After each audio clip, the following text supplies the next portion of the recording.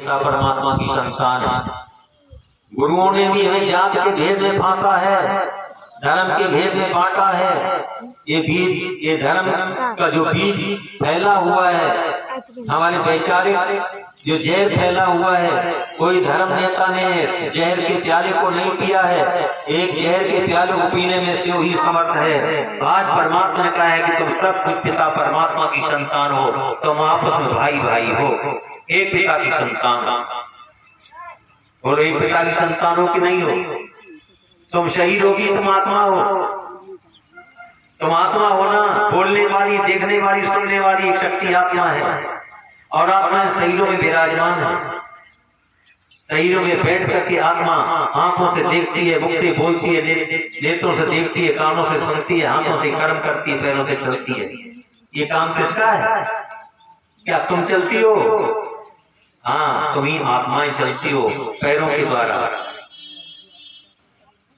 पैरों के द्वारा चलती हो, आंखों के द्वारा देखती हो, कानों से सुनती हो, मुख से बोलती हो, लेकिन तुम दिखाई नहीं पड़ती हो। आत्मा दिखाई नहीं पड़ती है, लेकिन काम सब करती है। काम सब करती है, लेकिन दिखाई नहीं पड़ती है। इस प्रकार इसी तरह से परमात्मा को भी देख नहीं सकते हो। जो खुद को नहीं देख सकता, वो खुदा को क्या देख पाएगा? देख पाएगा? पहले तुम्हारे में इतना पावर होगा, अपने आप को ही देख लो। अपने तब देखते हो, शीशा उठाते हो तो क्या दिखाई पड़ता है? 3.5 आंख का सही दिखाई पड़ता, चेहरा दिखाई पड़ता, लेकिन आत्मा नहीं दिखाई पड़ती है। लेकिन आत्मा को एहसास करते हो।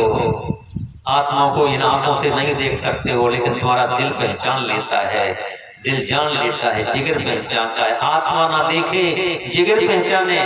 इसी तरह से परमात्मा को भी जो है आंख नहीं देख सकती है, लेकिन उसका जिगर दिल पहचान लेता है, दिल पहचान लेता है। आंखों से देख नहीं सकते हो ना आत्मा को, ना परमात्मा को।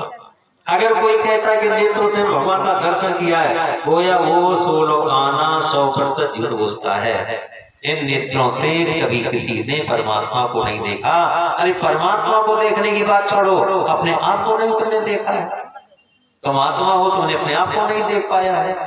तुम जब देखते हो तो आत्मा के ऊपर पड़ा हुआ पर्दा ही शरीर, और शरीर को देखते हो। आत्मा सत्य जो इस पर्दे के अंदर लुप्त है, उसे देख नहीं सकते। तो इस प्रकार से परमात्मा के आगमन का, आने का वक्त और समय कल्पांत कलयुग का अंत है।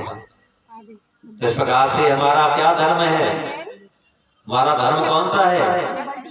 हमारा कोई धर्म नहीं है। ना मैं हिंदू हूँ, ना मुसलमान हूँ, ना सिख हूँ, ना ईसाई हूँ। ये सत्यता है। ये हमने खाइयां डाल रखी हैं, ये हमने मेहने डाल रखी हैं। यही लड़ाई झगड़ा का केंद्र बन गया आज। धर्म धर्म लड़ रहे हैं, जातियां जातियां लड़ रही हैं, वर्ग वर्ग लड़ रहे हैं। क्षत्रियों के ऐसे वर्ग बढ़ गए, है ना।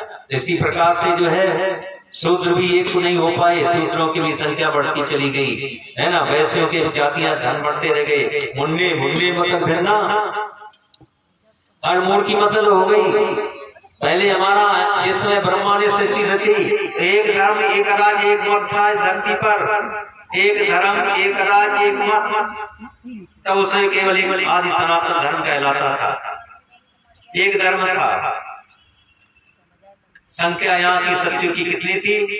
जब भगवान ने सही नई सृष्टि की रचना की, जब बिगड़ी हुई दुनिया को बनाया, कलयुग को समाप्त कर सत्य की दुनिया, एक बिगड़ी हुई दुनिया को बनाया, सत्य की दुनिया की स्थापना की। उसमें सत्य केवल 2.25 लाख की संख्या थी, और सारी सृष्टि का विनाश हो गया था। किसके द्वारा?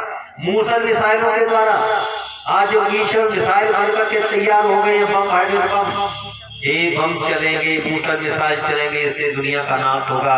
राक्षसी गलती जल करके राख होगी, सच्ची होली जल जाएगी, होलिका दहन होगी। अभी तो झूठी होलिका दहन करते हो, हर साल होली जलाते हो, लेकिन होली जलती नहीं। होलिका जब जल जाएगी एक बार, फिर बहुत काल तक होलिका जलाने की जरूरत नहीं पड़ेगी। सच्चे अर्थों में होली जलाने का त्योहार आ चुका है निकट भविष्य में। इन मूसल मिसाइलों के द्वारा सारे संसार रूपी होलिका में आग लगेगी। क्यों? आज कोई एक होलिका नहीं है, संसार की मनुष्य आत्मा सब होलिका के समान बन चुकी है। एक होलिका का वर्णन किया गया है। होलिका कैसी थी? लोभी लालची थी। अपने बच्चे के लिए, अपने भतीजे को मारने के लिए, अग्नि में जलाने के लिए तैयार हो गई थी। उसका नाम होलिका है। हिरण्याकश्यप की बहन थी होलिका। जब हिरण्याकश्यप ने कहा कि हम अपने बच्चे को मार देना चाहते, जला देना चाहते, जो कोई इसे मार देगा उसे आधा राजपाट दे देंगे। बहन ने सोचा इसे बहुत अच्छा चांस मिला है। कहती होलिका के पास एक बरकानी चादर थी। वो समझती थी इस चादर को ओढ़ करके हम चिता में जलाएंगे, उसमें बैठ जाएंगे तो हमारे ऊपर कोई असर नहीं होगा, और प्रहलाद को गोद लेकर बैठ जाएंगे, प्रहलाद जल करके राख हो जाएगा और अपने भाई का आधा राजपाट हमें मिल जाएगा, वो हमारी संतान के लिए हो जाएगा। ऐसी लोभी लालची आत्माएं जो धरती पर आज बन चुके हैं, अपनी संतान की खाते दूसरे की संतान का अहित चाहते हैं, दूसरे की संतान का मर्डर करना चाहते हैं। ऐसी लोभी लालची आत्माएं ही होलिका हैं। ऐसी होलिका माता का दहन होगा, याद कर लो। सारी सृष्टि में ऐसी होलिका पैदा हो चुकी हैं जो लोभ लालच फंसकर अपनी संतान की इच्छा को लेकर के और अपने भतीजों को भी मार देना चाहती हैं, दूसरे की संतान को मार करके राजपाट लेने वाली हैं। ऐसी विचारधारा वाली को होलिका कहा जाएगा। ऐसी होलिकाओं का बचाव नहीं होगा, उन होलिकाओं का दहन होगा। और सच्ची होली माता की जय बोली जाती है, होलिका माता की जय नहीं बोली जाती है। आज दो प्रकार की माताओं का निर्माण हो रहा है, एक तो होलिका माता और एक होली माता। होली माना पवित्र, होली का शब्द ये पवित्र है। ऐसे बीच में जो होली माताएं कौन हैं? जो ये राज को जानकर समझकर ऐसी राक्षसी वृत्तियों को निकाल देंगी, ऐसी लोभ लालच वृत्तियों को समाप्त कर देंगी, अपने को आत्मा समझकर सबको आत्मा अपना भाई समझ के चलेंगी। ऐसी पवित्र होली माताएं, उनकी जय जयकार होगी। होली माता की जय जयकार होती है और होलिका जलाई जाती है, क्योंकि सृष्टि का संचालन होगा और सारी होलिका माताओं का दहन हो जाएगा। होलिका माता केवल माता ही नहीं है, पिता के रूप में भी वो आत्मा स्त्रीलिंग में भी है। ऐसी समस्त आत्माएं, चाहे वो पुरुष रूप में हो चाहे स्त्री रूप में है, लेकिन ऐसी लोभी लालची आत्माएं जो दूसरों का अहित करके अपनी संतान का भला चाहती हैं, ऐसी राक्षसी वृत्ति वाली आत्माओं का बचाव नहीं होगा। शरीर सहित उनको दफन हो जाएगा, उनका दहन हो जाएगा। इसलिए है आत्माओं, तुम अपनी इनको सिर्फ विचारधाराओं को, राक्षसी विचारधाराओं को निकाल दो। वक्त अभी है, निकाल दो अभी, निकाल दो और होली माता बन जाओ, पवित्र आत्मा बन जाओ, पवित्र माता बन जाओ। राक्षसी वृत्तियों को निकाल दो तो तुम जीते जी स्वर्ग में प्रवेश करोगी और सतयुग दुनिया के निर्माण जाओगी और तुम्हारी ही जय जयकार होगी। ऐसी होली माता की जय जयकार होगी और होलिका का दफन हो जाएगा।